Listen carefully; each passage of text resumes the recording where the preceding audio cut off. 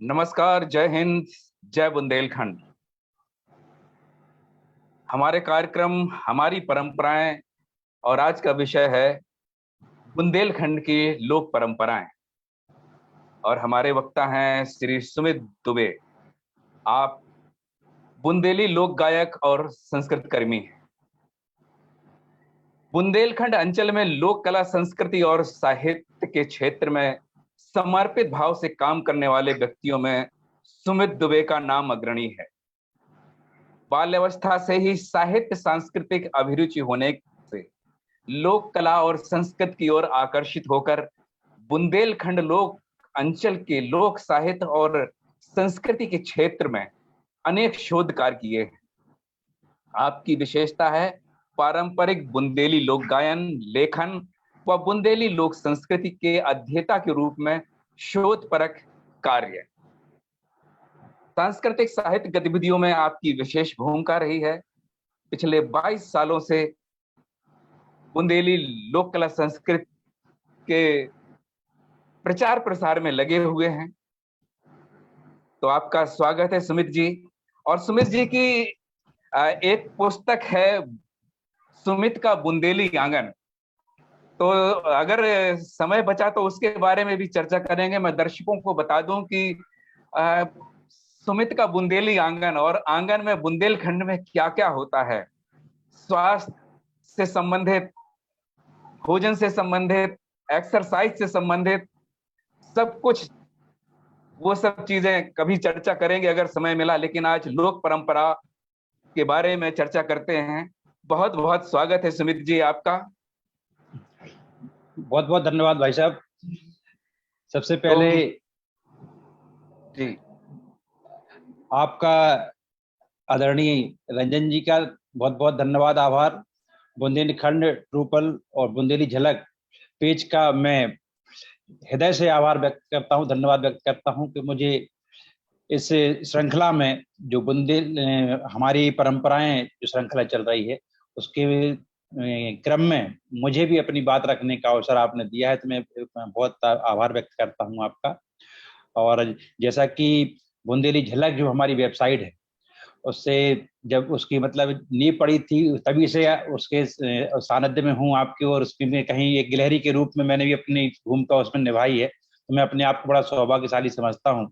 और बड़े बड़े बुंदेलखंड के प्रोधा लोग इसमें जुड़े हुए हैं, जैसे पन्नालाल आचार्य जी हैं, डॉक्टर रामशंकर भारती जी हैं, विनोद सुरमणी जी हैं, और बड़े बड़े हमारे गुरु श्री ओम प्रकाश चौबे जी हैं।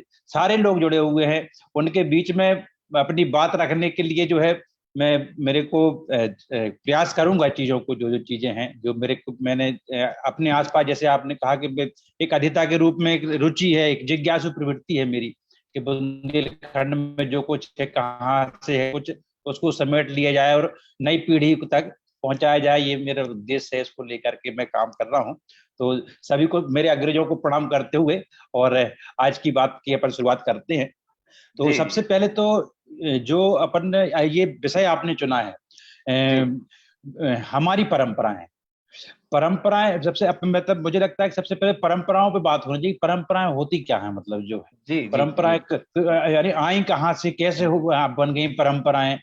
तो एक अपन समाजशास्त्र की भाषा में कहें या सामान्य बोलचाल की भाषा में कहते हैं कि कोई ऐसी चीज जो हमारे कई पीढ़ियों से हमारे बीच में चली आ रही हैं, कई पीढ़ियों के माध्यम से, कोई त्योहार है, कोई लोक रीति है, या अपने विवाह शादी में होने वाले रीति रिवाज हैं, वो परंपराएं कैसे बन जाती हैं। तो उसमें यह है कि जब कोई चीज है पीढ़ी दर पीढ़ी, एक पीढ़ी, दो पीढ़ी, चार पीढ़ी, उसमें अपने समय काल को जोड़ें तो 20 साल, 40 साल, 50 साल, 100 साल यदि कोई चीज यदि निरंतर एक ही रूप में चली आ रही, तो उसे हम कह सकते हैं कि वो परंपरा बन जाती है। और परंपरा वो जिसे सभी लोग जो है मतलब सहृदय उसको स्वीकार करें उस चीज को, और उसी रूप में, जिस मौलिक रूप में उसको शुरू किया गया था, और उसी मौलिक रूप तक में वो, यानी आज से 50 साल और 100 साल भी यदि वो चल रही है तो वह परंपरा के रूप में ऐसा मतलब स्थापित हो जाती है। और मेरी मान्यता यही है कि वह ही परंपराएं हैं। और जिन्हें आज हम बुंदेलखंड में उन परंपराओं को निभाते हुए चले आ रहे हैं। तो इसी क्रम में हमारे त्योहारों की परंपरा है बुंदेलखंड में। तो कहते हैं हमारा जो बुंदेलखंड लोकांचल है, उत्सव और त्योहारों का मतलब प्रांत है, हमारा प्रदेश है। मतलब रोज हम उत्सवों के रूप में और त्योहारों के रूप में हम मनाते हैं। हर माह को हम जो है त्योहार के रूप में मनाते हैं, चाहे वो आषाढ़ हो, सावन हो।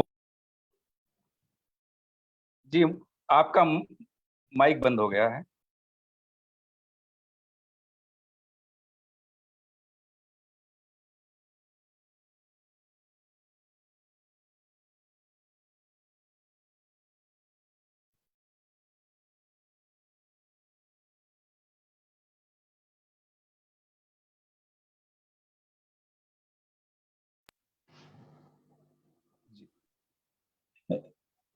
हेलो, जी जी, आ रही है, आवाज आ रही है। लाइव चल रहा है क्या भाई साहब? जी जी, लाइव चल रहा है। हाँ, वो चौबे जी का ही फोन आ गया था कि कुछ दिखा नहीं पा रहे, कुछ ऐसा कुछ मैसेज आ गया था उसमें कह रहे हैं। तो जी अपन बात कर रहे थे कि बुंदेलखंड जो है प्रतिदिन प्रति माह जो है त्योहारों का, परंपराओं का, हम हाँ यार रोज हमारे यहाँ परंपराओं को कुछ न किसी चीज के रूप में हम मनाते हैं। जैसे कल हमारे पहली श्रृंखला में हुआ कि सावन की बात हो रही थी, और उसके पहले पूरा 1 से 1.5 घंटे का साहुनी पे लेकर के हमारा एक एपिसोड भी अपना बुंदेली झलक का चला, और उसमें परंपराओं को लेकर के ही बात की गई। तो ऐसी परंपराएं जो पीढ़ी दर पीढ़ी हमारे परदादा के द्वारा, दादी के द्वारा चीजें बनाई गई, फिर उन्हें हमारे पिताजी ने चलाया, फिर हमने चलाया, और वो परंपरा के रूप में है।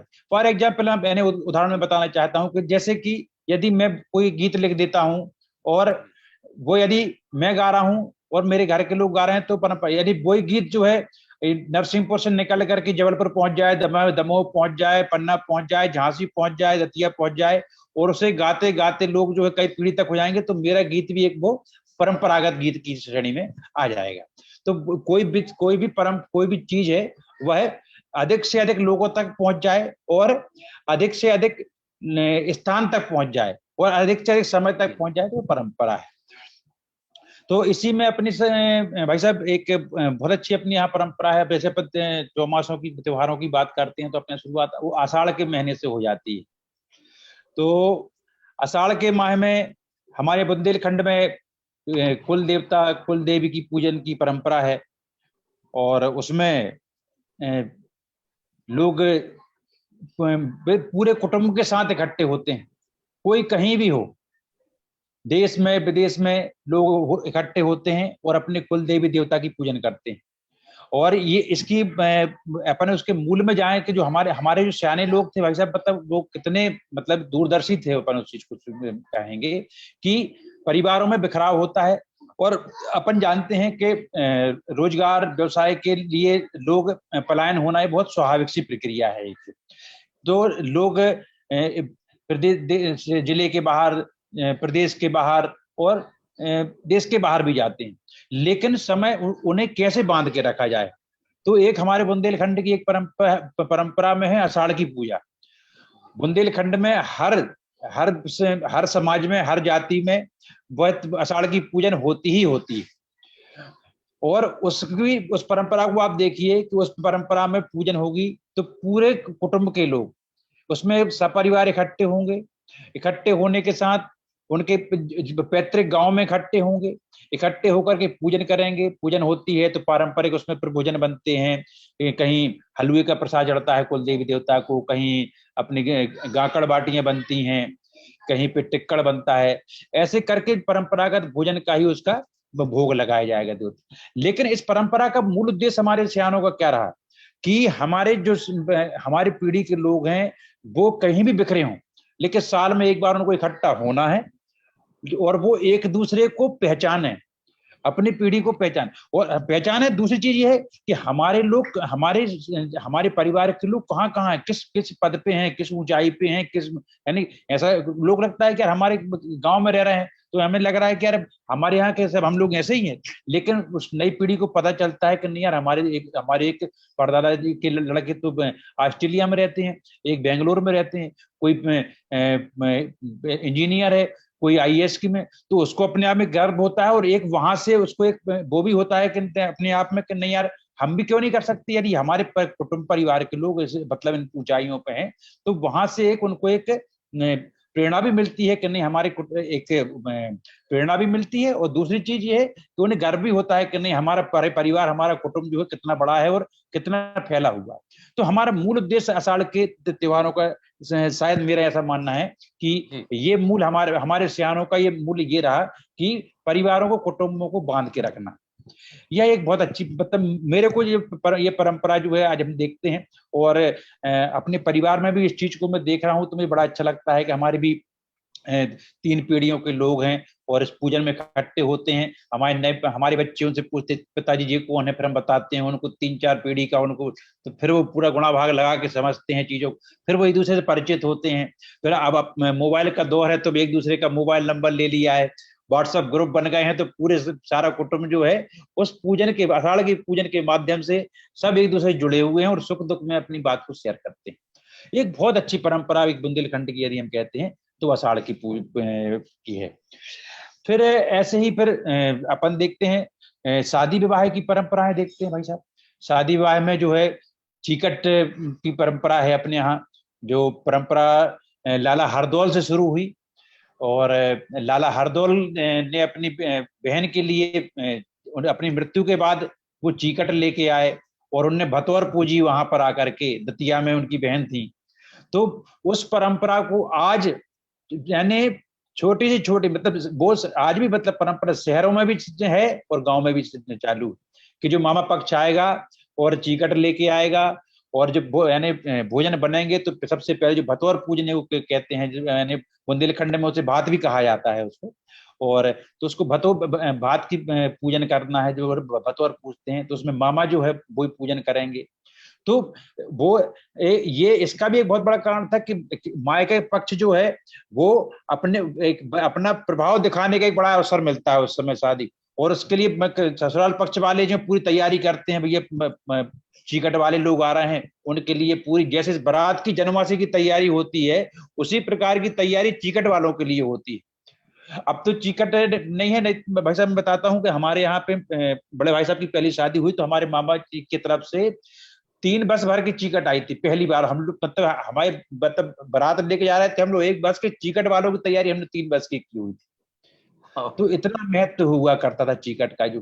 तो ये परंपराएं, और उसका मूल कारण यही है कि मैंने हमेशा कहते हैं ससुराल पक्ष एक होता है, हम देख रहे हैं कि डोमेस्टिक वायलेंस है या ससुराल पक्ष का बहू के ऊपर हावी होना है, ये अब इससे आप उसको जोड़िएगा चीजों को कि जब परिवारों में चीकट के रूप में जब 100-150 आदमी आएगा कि आपके घर पे, तो उसका एक प्रभाव दिखता है, वजन दिखता है उसमें उस चीकट में गांव के मालगुजार भी आते हैं, सब लोग आते हैं, तो एक वजन दिखता है माँ के पक्ष का, लड़की वाले का, कि नहीं लड़की को शादी होकर जरूर आई है लेकिन वो कितनी मजबूत है। तो ये अपने बुंदेलखंड में ऐसी छोटी छोटी बहुत सारी परंपराएं जिनका बड़ा ही महत्व है। फिर अपन ऐसे ही अपन आ जाते हैं कि धार्मिक आध्यात्म की बात करें तो अपन देखते हैं कि बुंदेलखंड में कार्तिक स्नान का बड़ा महत्व है। महिलाएं कार्तिक स्नान करने जाती हैं, पूरे 1 माह जो है महिलाएं सुबह ब्रह्म मुहूर्त में उठती हैं, भगवान कृष्ण के पूजन करती हैं, और रोज उनका 1 माह तक भगवान कृष्ण की भक्ति करना और कार्तिक स्नान करना और कार्तिक के गीत गाना। तो बड़े, और कार्तिक के बड़े गीत ही बड़े सुंदर होते हैं भाई साहब, मतलब उनके इतने सुंदर गीत, मतलब भगवान कृष्ण भक्ति धारा के गीत होते हैं। तो उसके एक वानगी आपको सुनाता हूँ, मतलब इतने अच्छे गीत गाए जाते हैं, मतलब तो वो महिलाएं कृष्ण के लिए मतलब भक्त गाती हैं, कृष्ण से गोपियां क्या कह रही हैं, अरे ऐसे ही तो बजइयो जैसी ओ देना बजाई थी रे, ओ देना बजाई थी, अरे सही तो बजइयो जैसी ओ देना बजाई थी रे, ओ देना बजाई थी। अरे काहे की मुरलिया जा काहे से बनाई थी, काहे की मुरलिया जा काहे से बनाई थी, कौन के लाल जू ने कहाँ पे बजाई थी, कौन के लाल जू ने कहाँ पे बजाई थी, ऐसी तो बजइयो जैसी ओ देना बजाई थी, ऐसी तो बजइयो जैसी ओ देना बजाई थी। तो ऐसे महिलाएं समूह में इकट्ठी होती हैं और भजन गाती हैं और बड़ा उत्साह रहता है। इसका भी अपन एक चीज देखेंगे भाई साहब कि अपन जानते हैं कि चाहे बुंदेलखंड में हो चाहे पूरे भारत देश की बात करें, ये पुरुष प्रधान समाज रहा है। पुरुषों के बीच में स्त्रियों के लिए कभी अलग से कोई कारण नहीं रहा उनके लिए कि भाई मतलब उन्हें उनके लिए स्वतंत्रता कैसे मिले।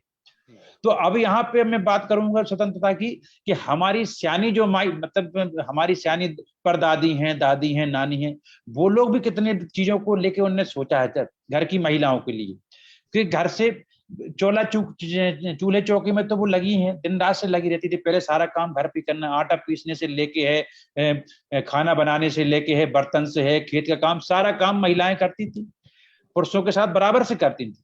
लेकिन उनके लिए अलग से कोई तो एक महीने जो है महिलाएं सुबह ब्रह्म मुहूर्त में उठ करके तालाब में स्नान करने सारे गांव की महिलाएं इकट्ठी होकर जाएंगी। इकट्ठी होकर के फिर वहां से इकट्ठे होकर के मंदिर आना है, भगवान कृष्ण की पूजन करना है, गाना है, बजाना है, नृत्य करना है। तो मतलब जो यानी स्वतंत्रता, यानी स्वतंत्रता का मतलब जो होना चाहिए, महिलाओं को भी एक स्वतंत्रता का एक कार्नर हो, तो उसकी चिंता हमारी नानी दादी लोगों ने मतलब पहले बहुत पहले कर दी थी कि उनके लिए भी अलग से उनके लिए समय होना चाहिए। और वो एक माह जो है उनका सुबह जो है 5 बजे से सुबह 8 बजे तक का उनका 3 घंटे का समय उनको स्वतंत्र रूप से भक्ति भी है और आनंद भी है। और इसे अपन कहते हैं कि अंग्रेजी में कहें तो एंजॉय अपन के जिसको करना है, और भक्ति के साथ एंजॉय कैसे हो सकता है। ये परंपराएं हमारे हमारे बुजुर्गों के द्वारा, हमारे सियानों के द्वारा बनाई गई। और उसी क्रम में अपन देखते हैं कि जो अभी चौमासे चालू होने वाले, सावन खत्म होगा और अपने चौमासे के त्योहार आ जाएंगे। कल आपने कविता जी से बात करते हुए हर छठ की भी बातचीत की थी, तो हर छठ हो जाएगी। हर छठ के बाद है तीजा है, संतान सप्तमी है, ऋषि पंचमी है, महालक्ष्मी है। ये त्योहार भी उसी का हिस्सा अपन मानते हैं कि घर में घर की जिम्मेदारियों के बीच में महिलाओं के लिए स्वतंत्र रहने, अपना अलग से कुछ करने के लिए ये त्योहार के त्योहार हैं, भक्ति की भक्ति है, और उनके लिए एक अलग से अपना उनका एक कार्नर उनको मिलता था। यह हमारे सियानों ने इतनी ऐसी ऐसी परंपराएं बनाई। इसी बीच में कजलियां, सावन के महीने में कजलियां बोने का जो आप देखते हैं, कजलियां जब बोई जाती हैं, अपन देखते हैं कि बुंदेलखंड में गुजरिया नमे कहते हैं भाई साहब उसको। तो वो श्रावण मास की शुक्ल पक्ष की नवमी के दिन जो है वो कजलियां बोई जाती हैं उनको। तो कजलियां, और आप देखिएगा कजलियां अभी श्रावण में बोई जाएंगी, तो जो अभी आपका गर्मी, और उसका मूल कारण देखिएगा भाई साहब। तो कजलियां तो अब उसके अपन और पक्ष में भी जाएंगे, कजलियां बोई हैं। अभी आपका अप्रैल में जो गेहूं आया, तो उस गेहूं की टेस्टिंग कैसे होगी? आज का पहले टेस्ट लैब तो थे नहीं, तो आपका जो नया गेहूं आया है, उसकी मतलब जो टेस्टिंग के लिए जो है आपकी कजलियां बोई जाती थी कि हमारा जो अनाज आया है उसकी क्वालिटी कितनी अच्छी आने वाले, हम जो अभी बोएंगे अक्टूबर नवंबर में, हम जो गेहूं चना बोएंगे तो उसकी कैसी क्वालिटी होगी। तो कजलियां इसलिए बोई जाती थी। और कजलियां बो करके, और फिर अपना रक्षाबंधन के बाद जो कजलियां हुआ करती थी, तो उसमें फिर वो कजलियों को पूरा 15 दिन जो है बंद रहती थी वो अंधेरे में।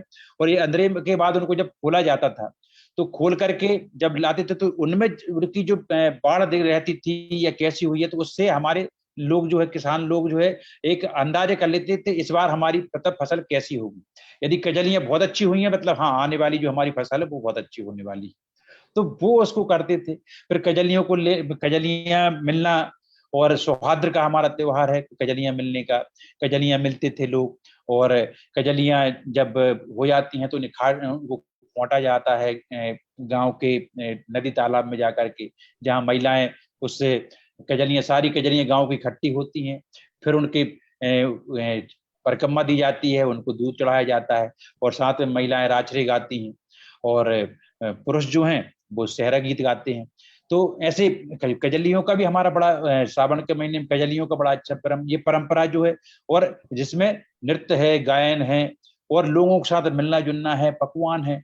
तो ये अपन कहते हैं कि भारत देश उत्सवों का त्योहार है। उससे ज्यादा अपन यदि कहेंगे हमारा बुंदेलखंड जो है, उसमें और ज्यादा चीजों को, मतलब कि हर चीज में कहते हैं उत्सव को कैसे मनाना है, उसको वो बखूबी जानते हैं, और उस पर उनको परंपरा के रूप में स्थापित करने का प्रयास किया गया है सर। जी, और कोई परंपराएं ऐसी? इसी के साथ भाई साहब अपन देखते हैं कि जैसे अपन ने देखा मोरयाई छठ का, आपने देखा मोरई छठ? हाँ है ना, मोरयाई छठ की बात उस दिन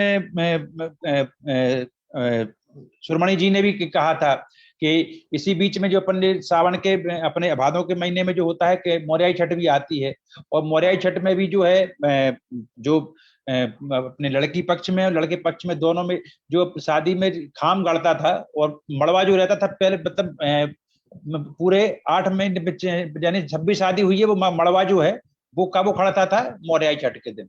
तो दूल्हे की मोर का है, उसको मोर को अपन ने विसर्जन किया, और विसर्जन करने के बाद जो है घर में जो अपना कच्चा भोजन बनता है, पूरे कुटुंब के लोग इकट्ठे होंगे, इकट्ठे होकर के कच्चा भोजन है, दाल चावल बरई बड़ा पापड़ कुचिए, ये सारी चीजें बनेगी, मठा बनेगा, वो पारंपरिक भोजन के साथ खाएंगे पिएंगे। और उस दिन ये है कि सब जो है, यानी अब विवाह का जो लास्ट फंक्शन होता था वो मोरयाई छठ होती थी भाई साहब। इसी तरह अपन देखते हैं कि जो अपने यहाँ बुंदेलखंड में डोल ग्यारस का भी बड़ा महत्व है, और डोल ग्यारस में जो अपन देखते हैं भगवान कृष्ण की जल विहार कराया जाता है भगवान को। आप देखेंगे गांव गांव में है, विमान रखे जाते हैं भगवान कृष्ण के, और उनका जल विहार कराया जाता है। और बुंदेलखंड में जो अपने यहाँ एक परंपरा है, स्वांग की परंपरा कहते हैं जिसको, तो स्वांग में बहुत सारी चीजें आती हैं। उसी में श्रेणी में स्वांग में अपन डोल ग्यारस को भी कहे। स्वांग करना मतलब किसी कहते हैं किसी चीज को प्रदर्शित करना, यानी अपनी परंपरा को, त्योहार है अपन घर पे कर रहे हैं, या कुल पूजा है वो हम घर पे कर रहे हैं। कुछ चीज ऐसी होती हैं जिन्हें हमें प्रदर्शित करना है, दिखाना है उस चीज को। तो उसमें ये चीज होती थी डोल ग्यारस का। तो डोल ग्यारस में ये होता था कि गांव में जो प्रमुख जो मंदिर है, वहां पे अधिकतर राधा वल्लभ के या भगवान कृष्ण के, राम जानकी के मंदिर हुआ करते थे मंदिर गांव में। तो उनमें डोल ग्यारस में विमान रखा जाता था, लकड़ी का विमान होता था जिसको सजाया जाता था, जिसे कहते थे जल जूनी ग्यारस पड़ती है वो, उसको भाद्रपद मास की शुक्ल पक्ष की जो ग्यारस होती है उसे कहते हैं जल जूनी ग्यारस, डोल ग्यारस।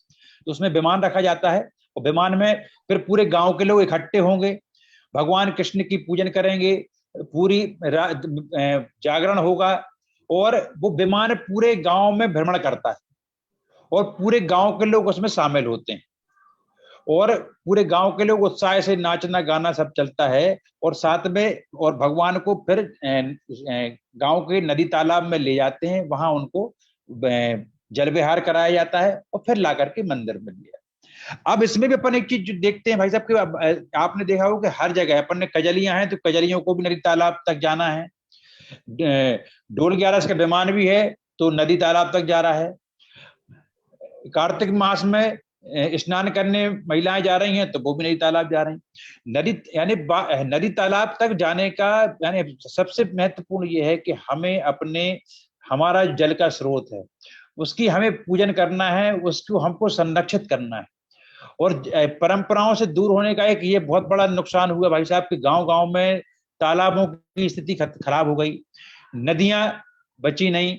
रेत उत्खनन के कारण अपन देखते हैं कि नदियों की स्थिति बहुत खराब है हर जगह की। आप बुंदेलखंड में तो यानी बहुत खराब स्थिति है, और बाकी जगहों की अपन देखते हैं। तो ये हमारे जो पूर्वज थे हमारे, उनके वो हमें ये प्रेरणा देके गए कि हमें अपने जो प्राकृतिक स्रोत हैं उनको हम यदि हर चीज में पूजन हो, कोई भी हमारी परंपरा है उसमें हम अपने नदी तालाबों तक हमें बार बार जाना है, वो से हमें देखते हुए उसको संरक्षित करना है, जैसा हम छोड़ के गए हैं उसको वैसा रखना है।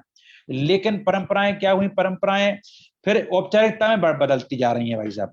क्या है कि अब जैसे अपन देखते हैं कि एक एग्जाम्पल देता हूं कि परंपराएं कैसे औपचारिकता में बदल गई। शादी होती है तो शादी में बारात जाती है, तो बारात में दूल्हे की परछन होती है। तो परछन होती थी मूसर से, मथानी से। तो अभी जैसे हमने देखा शहरों में, तो लोग इतना बड़ा मूसर आ गया है, सिर्फ हाँ औपचारिकता करने, इतना बड़ा मूसर और इतनी बड़ी बथानी। तो अब उनसे परछन करना है तो मार्केट में रेडीमेड मिलती है वो, तो उससे परछन हो जाती है। तो इतना बड़ा मूसर कहाँ लेके जाएंगे, तो कैसा करेंगे कि मथानी कौन लेके जाएगा, तो छोटी छोटी मार्केट में मथानियां और मूसर आने लगे। तो ये हम परंपराओं को हमने जब औपचारिकताओं में बदलना शुरू किया है, तो उससे हमारी परंपराओं का ह्रास हुआ है। और आज जो प्रयास बुंदेली झलक और बुंदेलखंड ट्रूपल कर रहा है, इस मंच के माध्यम से मैं ये कहना चाहता हूं सभी जो यहाँ पे दर्शक हमसे जुड़ रहे हैं, तो उनसे मैं कहना चाहता हूं कि परंपराओं को आप यथावत रख के देखिए, आप उसका इतना आनंद है कि कुछ नहीं कह सकते। और जो हमारे पारंपरिक जो उपयोग की चीजें हैं, मथानी है, मूसर है, सिंदूरा सुंदरी शादी में उपयोग होते हैं, सब चीजें हैं, माय कोठी है, चूल्हे हैं बनते थे। अब तो माय कोठी भी बाजार में, अब उधर जो मागर माटी के लिए मिट्टी लेने जाते थे खदानिया में, तो मिट्टी पूरी आती थी, मिट्टी आकर के माय कोठी भी बनती थी, बड़ा बड़ा बड़ा वो भी बनता था, चूल्हा बनता था, उसमें सब बनती थी। लेकिन अब कौन जाएगा मागर माटी लेने, कौन मिट्टी लेने जाए, तो उसकी भी औपचारिकता के लिए छोटे छोटे टुकनियों में सिर्फ जाकर के करके आ गए, और बाजार से जाकर रेडीमेड माय कोठी ला करके पूजन हो जाती है उसकी। तो ये सब चीजें जो औपचारिकताएं जो धीरे धीरे खत्म, औपचारिकता के रूप में परंपराएं खत्म हो रही हैं, उन परंपराओं को बिल्कुल उनको चालू रखना चाहिए, और उसे निरंतर, हाँ कई जगह प्रयास किए जा रहे हैं लोग, हम देख रहे हैं कि नई जगह मैंने आजकल जो इवेंट के रूप में शादियां वगैरह हो रही हैं, तो उनमें प्रयास करते हैं चीजों को, लेकिन वैसा मूल रूप तो नहीं हो पाता है। लेकिन हाँ, मैं इस मंच के माध्यम से कहना चाहता हूं कि हमारी परंपराओं को आप जीवित रखने का प्रयास करें। हमारे बुजुर्ग लोग पढ़े लिखे नहीं थे, लेकिन अनुभवी बहुत थे।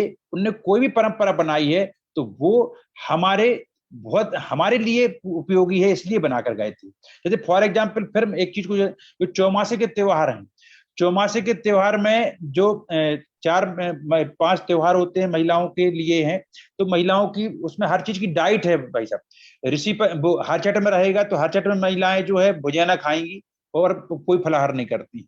फिर तीजा के दिन पूरा 24 घंटे उपवास रहेंगी, कुछ नहीं, यानी निर्जला रहना है उनको। अद्दा जारे की दतौन करना है उनको, राम दतौन करना है।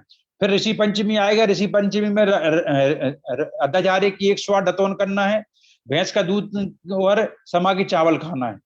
फिर आपको आपके संतान सप्तमी आ गई, उसमें दही के साथ आपको पुआ खाना है।